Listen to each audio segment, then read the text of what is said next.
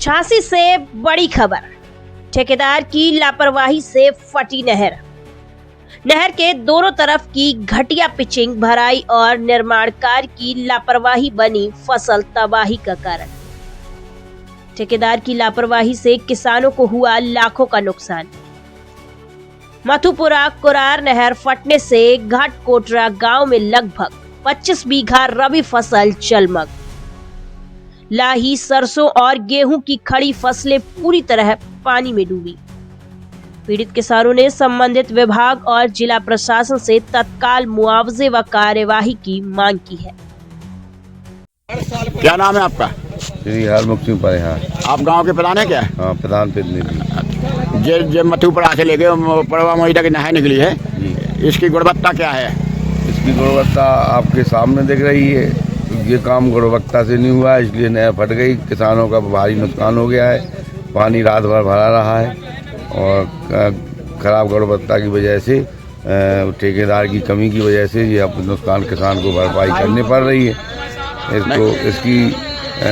इसकी जांच की जाए और किसानों की भरपाई की जाए। नहीं तो आज नहर बन रही थी, आपने किसी अधिकारी से कहा था कि सब लोगों से कही, ठेकेदार से कई बार कही कि आप गुणवत्ता से काम नहीं कर रहे हो, हम बाद में हमारे पास आएगा तो हम शिकायत करेंगे। आप कई बार की हमने ठेकेदार से कंटिन्यू हो रही। क्या नाम है आपका? गजेंद्र सिंह। किस गाँव के निवासी हैं? घाटकोटरा। ये नहर कहाँ से कहाँ निकली है? मथुरपुरा बंदरा से देवरी तक के लिए निकली, लेकिन अधूरी है। बीच में ऐसे डली हुई है, खेतों में पानी भरे, किसानों का नुकसान हो, किसान बर्बाद हो। इन लोगों की खाना पूर्ति के लिए इन लोगों ने देखो इसमें जो ऐसे बिना उसके खंडे लगाए हैं। जगह जगह से नहर फट रही है, जगह जगह से नहर फट रही है। हम लोग इतने पीड़ित हैं। ये नहर विभाग वाले हैं, ये बताएं कि कितनी बार नहर फट चुकी, बताएं कितनी बार नहर फटी? 2-3-4 बार फटी। फिर क्यों नहर खोल देते हैं आप लोग बार बार? अधिकारियों को आदेश आता है, किसान डिमांड मांगते हैं। कहाँ यहाँ पे घाटकोटरा व पुरवा में किसान ने मांग की, बताएं? तो नाम बताओ ना। फिर क्यों इस तरह से नुकसान होता है? आपके नाम जमीन है? हाँ, हमारे नाम जमीन है। अच्छा, कितनी जमीन है? हमारे नाम है 22-23 एकड़ जमीन। अब ये पानी कितने फसल में है? 6 एकड़ में।